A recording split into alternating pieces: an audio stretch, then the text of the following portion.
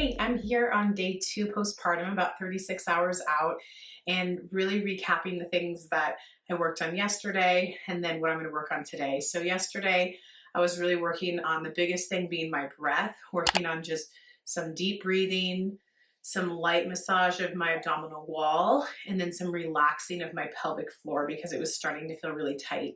So today, during the second day of my recovery, there's a few more things that I'm noticing within my body that I want to work on. So now I'm 36 hours into holding somebody, rounded, feeling tight.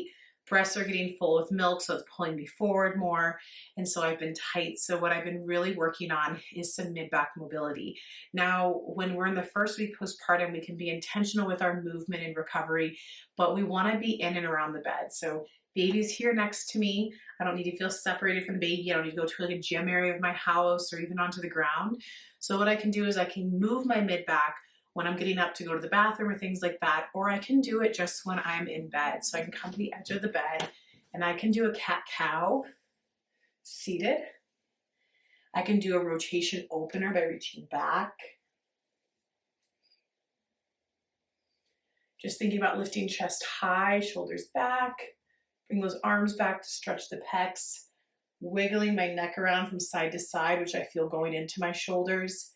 This is something that I can do standing. So if I've just gotten back from the bathroom, I can lean over the bed, do some movements.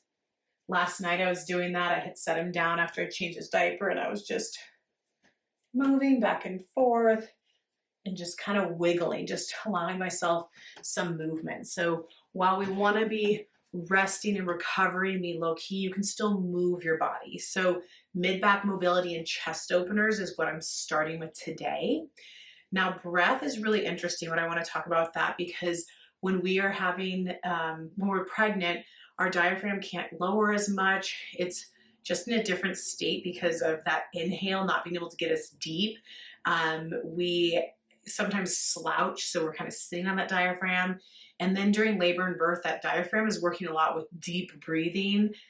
And then we have this thing happen to us where the baby's out. So we're stabilized because the pressure, that belly pushing out with baby, it was some stabilization with that. Now our bellies are soft right after we've had a baby and the core just isn't quite as stable in the front, which makes that breath a little bit harder. So doing breath where you are on your back in bed, and you'll notice I roll to my side to get down because my core still needs a little bit of support. So when I'm here, it's a lot easier because my back is stabilized. I have gravity for me to take a deep breath. Really focusing on that inhale, expansion into my rib cage, that diaphragm coming down. And then the exhale, just passive exhale. Now, when I, yesterday and today, have gone to seated position, I find that I can do that breath, but it's not as stable. Whereas if you had a belly band on, it probably would be. If I go to standing, especially yesterday, I just can't get that deep breath because I'm not as stable here unless I hold. But what I found is really awesome is you can lean against the bed, get that stability on the front, and work on those deep breaths in that position. So this feels really comforting to me to have that support for my belly.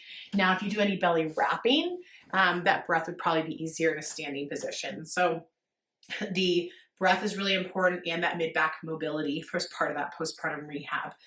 The other thing that's really important I talked about for day 1 is relaxing that pelvic floor. So we will work on getting those muscles engaged more, but they just went through a lot. And so they don't need to be worked on right now other than getting them to release. So what I found is that the anal sphincter opens up so much when you're pushing a baby out, like all of that whole area stretches, that it's almost like this strain of the muscle, and not necessarily a bad way, in a natural way.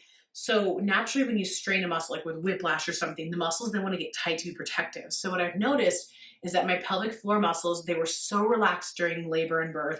All pregnancy, I'd done a really good job relaxing those muscles, but now I find that they want to be tight and I'm not gripping them. Like I can tell right now I'm not gripping them. When I go sit on the toilet and I work on relaxing to urinate or have a bowel movement, I noticed that my pelvic floor, like muscles around the sphincter want to be tight. So I've been working on gentle relaxations of that pelvic floor in that region. I did notice once I had my first bowel movement this morning that that sensation has gone away. It's not as tight. So it probably was partially if there was some bowels in there. And then also just if those muscles are really tight just from the protection after they got stretched so much. So working on that pelvic floor relaxation has been part of my day 1 and 2 routine. I'm not working on engagements of anything of that part of my body intentionally at this point in time. What I noticed yesterday, things were so soft, and I've already noticed that my abs are getting stronger. The obliques are playing a bigger role. The rectus abdominis is a little bit more awake. So what I've been doing with my rectus abdominis and my obliques is I've just been doing some gentle activations. What I am not doing is the activations in a standing position where if I activate and I'm not working on my pelvic floor, it goes down. So I'm working on those activations. Again, I'm rolling to my side and then rolling on my back in bed. And all I'm thinking about is just almost like a zippering up, or as if I'm putting on pants that are too tight, just kind of a pull up. And I've just been doing a few activations here. Nothing intense. I'm not gripping. It's not belly button to spine. This isn't that I'm trying to get good abs. It's just me working on some stabilization and getting these muscles to wake up and know their new position, essentially. Since they don't have a baby and they're stretching them out, it's just getting them to be working in a different way again in this new body that I'm in. So some activations there. I've also been working on massaging into my obliques and down into that crease there of that pelvis. And then I've been going along my rectus abdominis, and this is all light massage. This is not deep at all. It does not need to be deep. And my uterus had shrunk down to my belly button by the time the midwives left after his birth from the house because I had a home birth. And then I've just been feeling, where is that fundus? So now it's about an inch or two below my belly button. And I've just been doing a light, gentle, loving massage over my womb there. So the uterus is just getting a nice gentle massage, especially since it's been so crampy as it's contracting back down as it should. So there's that massage aspect. And then the final thing that I started adding in today are glute squeezes. So I've been squeezing my butt and releasing. I'll squeeze one side and then the other side. And what I just started doing in the past hour is just some gentle lifts. So you can tell I'm not doing a glute bridge all the way up like you could do as a workout or really like later on part of your recovery, but just activate and then release back down. Activate and release back down. So you'll see my hips are going up. I might lift about an inch off, but that's all I'm going to do for today is just get my glutes engaged and woken up, just like how I'm doing that for my abs. The reason why I'm doing it for my glutes is because my sacrum has been really unstable because I've been laying in bed on it a lot. After it already opened so much up for birth, I need to just get those muscles back to help stabilize. And relaxin is still running thick after birth through my system and with breastfeeding. So the activations of the glutes, again, are not necessarily a workout, but just to like, hey, let's wake this area up. And all the sitting and laying has been a lot on the sacrum. So just those glute squeezes or a gentle, just 1 inch off the bed. All of these things you can tell I've done in or around the bed. All of them can be done in the bed. So it was, let me roll to the side, push myself up. So day 1, I was just working on breath, relaxing pelvic floor, and some massage. And all those same things I've kept today, but I've just added on some mid-back mobility and chest openers, worked on starting to engage my abdominal wall and starting to engage my glutes. So you can see it's all very gentle. While I've talked a lot through this, this could be 2 minutes twice a day that you're just touching in on your body. It could be in the middle of the night. You add in some of the openers and some deep breaths. Again, if those deep breaths are hard for you, laying down or creating stability by leaning over the bed is going to be really helpful. So know in this time, you don't have to do anything. If you were just laying with your baby, that's okay.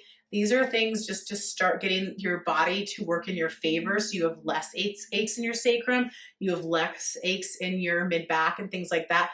This is not the recovery to get you to run, right? This is just the recovery just so that everyday life isn't uncomfortable as your body's healing.